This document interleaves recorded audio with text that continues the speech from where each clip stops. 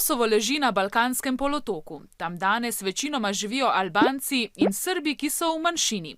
Med njimi tli napetost, saj Albanci pravijo, da so njihovi predniki tu živeli že pred 4000 leti. Srbi trdijo nasprotno. Pravijo, da je bila v srednjem veku Kosovo njihova sveta dežela, središče srbske kraljevine in da je tam veliko pomembnih srbskih samostanov in cerkva. Leta 1389 v bitki pri Kosovskem polju Turki premagajo Srbe in zavzamejo Kosovo. Turki tu ostanejo 500 let. Srbi zapuščajo Kosovo in se selijo na sever, Albanci pa se naseljujejo. Ko Srbija postane samostojna država, Kosovo ostaja pod Turki, dokler jih Srbi ne preženejo in leta 1912 Kosovo postane del Srbije. Srbi, ki takrat živijo na tem območju, pravijo: Končno, osvoboditev. Kosovskim Albancem pa to ni všeč. To je zasedba.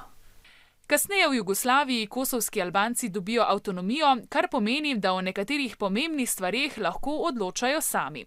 Ko Jugoslavija razpade, želijo biti neodvisni, a so del Srbije, zato med njimi pride do spopadov. Leta 2008 kosovski Albanci razglasijo Kosovo za samostojno državo. Do danes je Kosovo priznalo že več kot 100 držav, ne priznava pa ga Srbija, saj pravi, da je ozemlje njihovo.